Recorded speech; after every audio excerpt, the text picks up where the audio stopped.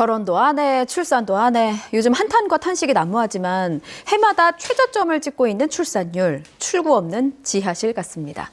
출산율이 떨어지는 게 우리나라만의 일은 아닌데요. 그래도 다른 나라는 한국만큼 극단적이지는 않다고 합니다. 저출생 문제 어떻게 해결해야 할까요? 서울여대 사회복지학과 정재훈 교수 연결돼 있습니다. 교수님 나와 계시죠? 네, 안녕하세요. 예. 통계청 발표가 있었습니다. 이 부분부터 좀 살펴볼게요. 지난해 4분기 합계 출산율이 0.6명대로 추락했고요. 연간 출산율이 0.71이래요. 이게 전쟁 중인 우크라이나 출산율하고 비슷한 수치라면서요? 네, 사실 이제 2020년부터 그래서 이제 사망자 수가 출생아 수를 앞서기 시작했고요. 예. 지금까지도 그래왔지만 앞으로 여전히 그 아이 낳지 않은 사회로 머무를 가능성이 크다. 이렇게 볼 수 있을 것 같고, 지금 만약에 추세대로 간다면은 한 2072년 지금 청년들이 노인이 됐을 때 예. 사망자 수가 한 69만 명 되는데 출생아 수는 16만 명 정도. 그러니까 이제 사망자와 출생아 수가 차이가 한 53만 명 정도에 이르는 그런 상황이 되겠죠. 그래서 예를 들면 이제 우리가 지하철을 타면은 뭐 어르신 지금 기준으로 어르신 한 11명 탈 때 아이 1명 정도 타는 그런 풍경? 이런 것들을 우리가 볼 수 있게 되겠다. 뭐 이렇게 말씀드릴 수 있을 것 같습니다. 지금은 지하철 한 칸에 아이 1명이라면 교수님 말씀하신 대로 한 몇십 년이 지나면 아예 그냥 전동차 전체에 아이 1명일 수 있는 그런 상황이 되는 셈이네요. 그렇죠. 그런 셈이 되는 거죠. 예. 네. 이렇게 출생률이 낮다 보니까 인구 소멸이 빨라진다라고 표현을 하잖아요. 그만큼 이제 가파른 속도로 출생아가 줄어든다는 건데 출생아가 0이면 정말 말 그대로 한국 자체가 소멸되는 거 아니겠습니까?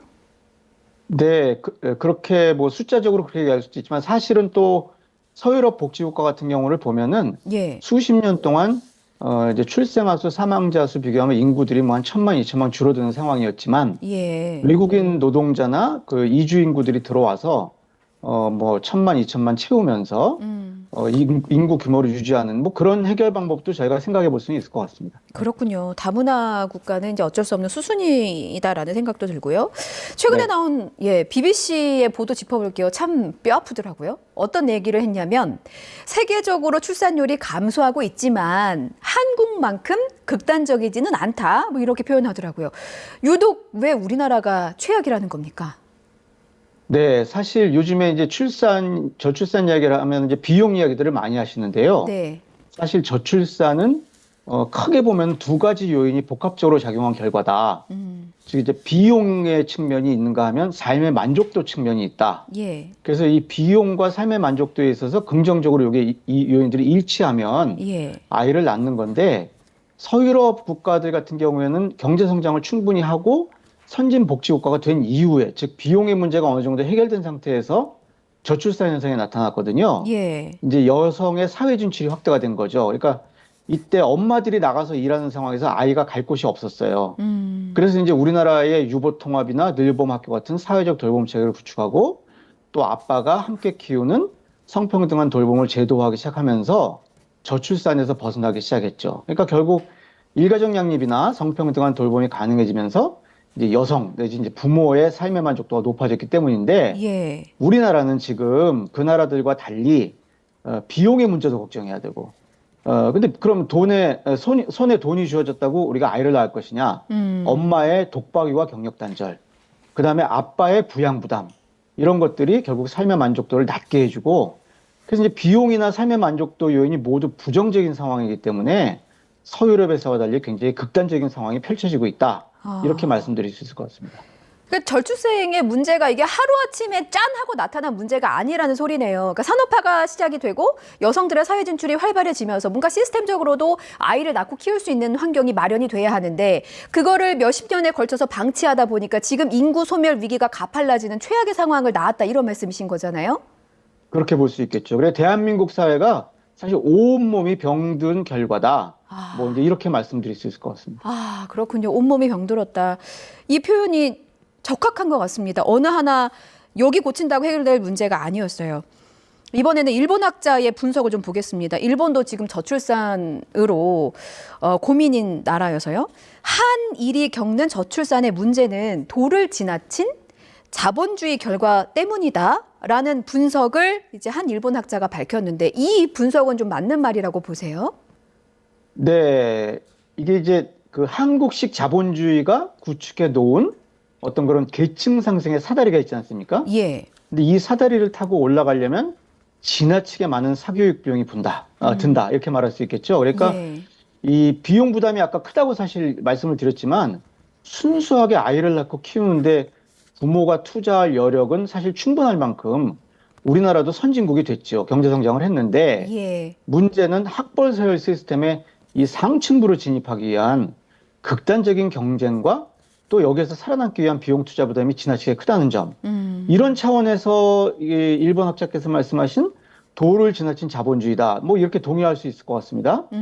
그래서 이제 이 극단적인 경쟁 체제에서 내 아이를 기죽지 않게 키우고 또 학벌 서열의 상층부로 진입시키기 위한 어떤 그런 사교육 비용을 부담하려면 사실 웬만한 중산층이 둘 낳기도 하나는 모르겠지만 둘 정도 낳기는 굉장히 어려운 상황이 되었다. 예. 이런 한국 특유의 어떤 경쟁 사회가 유발하는 엄청난 사교육비가 있고 또 남들보다 더 나은 내 아이를 만들어야 된다는 어떤 부모의 강박 이런 것들이 양육비 부담도 가중시키고 그 개근거지란 말 아마 그 들어보셨을 텐데 들어봤습니다.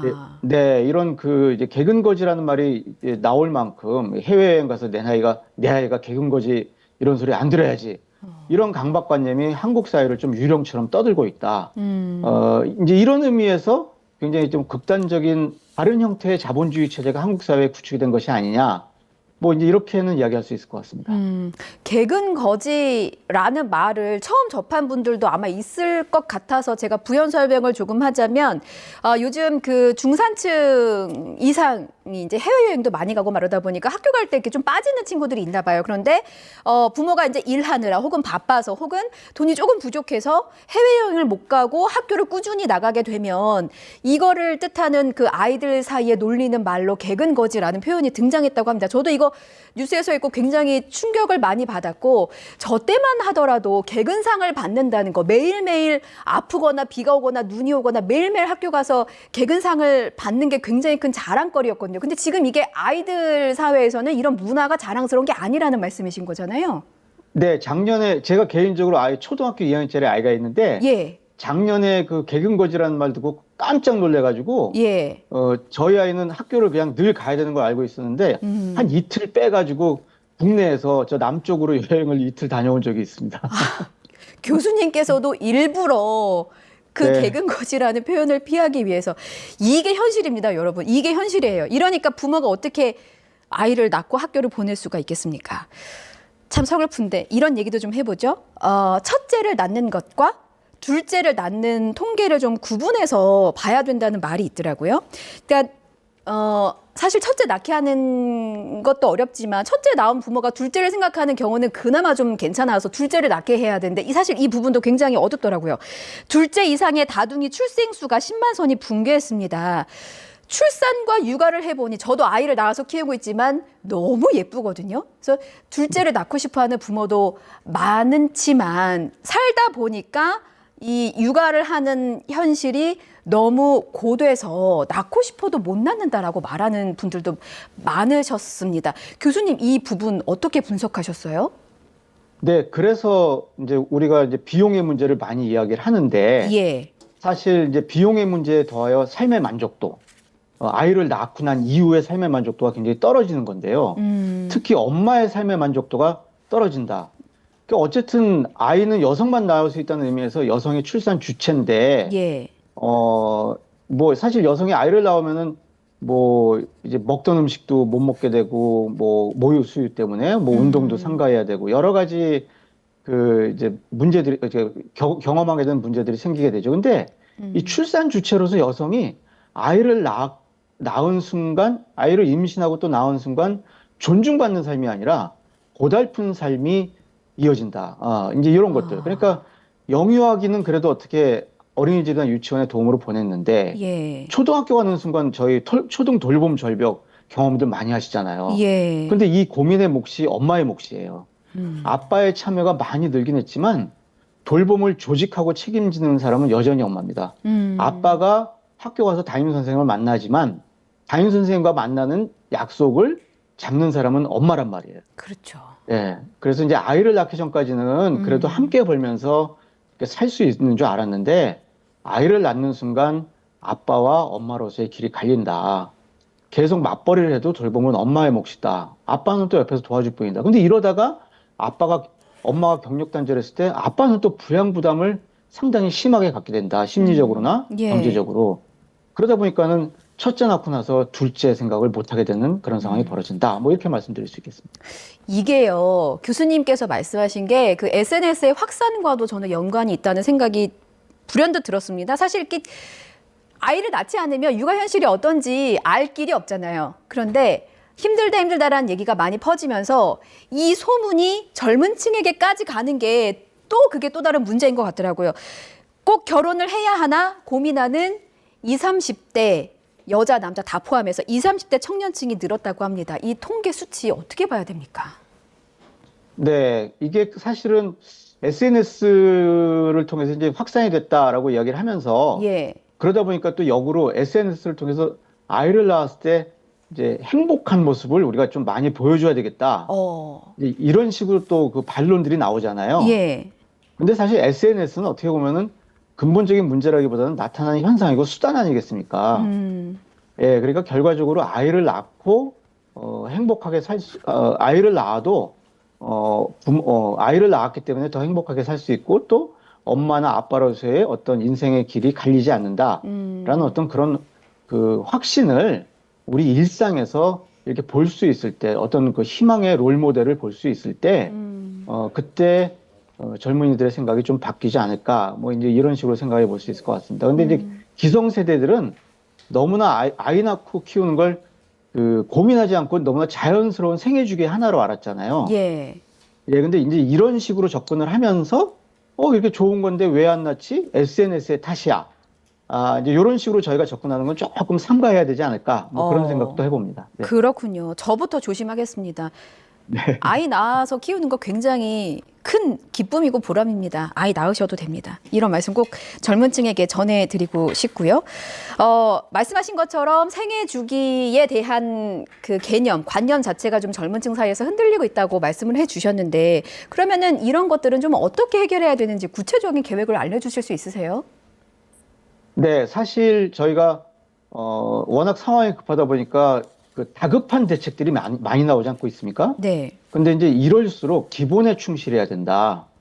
결국 저출산 대응의 기본은 부모의 일가정 양립이 확실하게 되도록 해주는 것.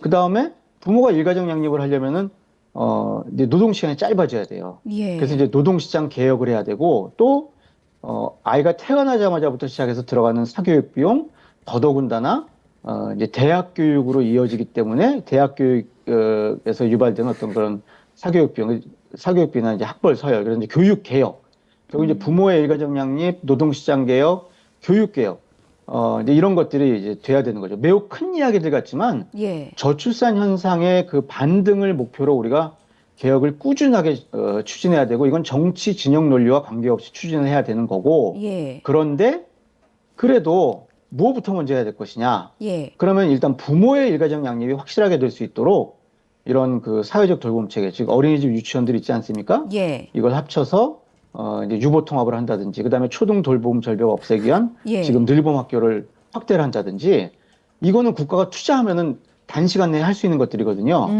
그래서 이제 이런 것들을 해서 부모의 사교육비 부담도 줄이고 아이가 행복하게 자랄 수 있는 환경을 만들면서 그래서 이제 부모의 삶의 만족도 내지는 가족의 삶의 만족도를 올려야 되겠죠. 그러면서 이런 어떤 근본적인 대한민국 사회의 노동시장 개혁, 교육 개혁 뭐 이런 것들을 해나가야 되지 않을까라는 그런 생각을 해봅니다. 정부가 당장 할 수 있는 부분들이 남아있다라는 희망적인 말씀을 해주셨는데요. 앞서 교수님께서 이 저출생의 근본적인 원인 중에 하나로 그 출산과 육아, 교육 이런 부분들이 상당 부분 이제 그 여성의 역할이 좀 비중이 크다라고 말씀을 해주셨잖아요. 남성분들도 요즘에 육아에 참여하고 싶어 하는 분들이 굉장히 많습니다. 이거는 긍정적인 부분인데 육아휴직을 쓸 수는 있지만 눈치가 보여서 혹은 뭐 승진 문제가 걸려 있어서 여러 가지 부분 때문에 마음 편히 쓰지 못한다는 분들도 많더라고요. 그래서 이 남성의 육아휴직을 선택이 아니라 강제화해야 한다라는 극단적인 의견도 있긴 합니다. 교수님께서는 어떻게 보셨어요? 저는 반대입니다, 한마디로. 왜냐하면 예. 이 전문 노동력 중심 기업 경영, 그다음에 산업 생태계의 형성, 이런 것들이 되면은요, 가족 친화 경영을 하지 말라고 해도 기업이 앞장서서 하게 됩니다. 그러니까 이 전문 노동력 중심 생산을 하는 기업은 가족뿐만이 아니라 어떤 이유가 된다 하더라도 예. 하나의 노동자를 대체하기 위한 비용이 굉장히 많이 듭니다. 그래서 이 원천 기술을 보유하고 산업 생태계를 선도하는 기업일수록 예. 자발적으로 가족 친화 경영을 확대하는 거죠. 예, 그래서 가족 친화 경영을 해야만 기업이 지속 성장을 할 수 있도록 기업 경영 체질의 개선, 산업 생태계의 변화가 우선돼야 되고, 그래서 사실은 경제가 기업이 주도하는 기업 체질 경영 개선을 통해서 경제가 주도하는 그런 가족 친화 경영을 하면서 예. 국가가 그걸 뒤에서 지원해주는 이제 이런 식의 어떤 뭐랄까요, 이제 수순이 돼야 되는데, 예. 우린 너무 상황이 급하다 보니까 자유시장 경제 체제 아닙니까? 어쨌든 기본적으로 자본주의 그렇죠. 체제고, 예. 기업의 그 자유로운 기업 활동에 국가가 지나치게 간섭할 수 있는 결과를 낳을 수 있다. 그래서 일단 기업들이 그 자발적으로 변할 수 있는 여건을 조성을 하는, 좀 먼 길 같지만 이렇게 하지 않으면 근본적인 변화를 이룰 수가 없다. 뭐 예. 이렇게 볼 수 있을 것 같습니다. 교수님 이제 수업 때문에 보내드려야 되는데 짧게 질문 하나만 더 드릴게요. 네. 골든타임이 이제 지났다는 경고도 있고 아니다 아직 5년 정도 남아있다. 그리고 마지막 희망 90년대생들이 남아있다. 뭐 이런 얘기도 있습니다. 끝으로 희망이 남아있긴 합니까? 네, 골든타임 뭐 길게 말씀드릴 수 있지만 일단 골든타임은 지난 것 같습니다. 예. 근데 처음 우리가 이야기 시작할 때, 그러니까 우리 순수하게 한반도 내에서 출생 사망 따지고 지금의 인구 이동 따지면은 뭐 인구가 3,300만으로 뭐 2천만 명 이상 줄어든다 이런 이야기를 하겠지만, 예. 우리가 이제 그 다양한 그 이주 인구들을 받아들이는 그런 개방 사회, 다양성 사회를 만들고, 예. 또 당장 부모가 일가정 양립을 할 수 있는 그런 여건을 그 사회적 돌봄체계 구축, 유보통합이나 돌봄학교를 통해서 만들어 놓는다고 한다면, 예. 청년들이 이런 롤 모델을 볼 수 있잖아요. 그렇죠. 예, 그러면서 우리 청년들의 변화, 부모의 일가정 양립, 그래서 이제 청년들의 변화, 청년들이 변화를 볼 수 있는 희망을 보고, 또 예. 이주 인구들을 통한 어떤 그 인구 정책의 지속, 뭐 이런 것들을 통해서 우리가 뭐 골든 타임 넘어 이러면서 조급해하지 말고, 예. 좀 더 한 걸음 한 걸음 뚜벅뚜벅 나아가는, 위기가 기회다, 희망이다, 이런 어떤 정말 좋은 기회 아닙니까? 우리가 언제 이렇게 대한민국 사회의 대개조 사회 개혁을 이야기를 하겠습니까? 정치 예. 진영 논리를 떠나서. 네. 예. 알겠습니다. 희망의 빛 한 줄기를 말씀해 주셔서 너무나 감사합니다. 교수님 이만 보내드릴게요. 서울여대 사회복지학과 정재훈 교수였습니다. 교수님 다음에는 스튜디오에서 오실게요. 고맙습니다. 네, 감사합니다.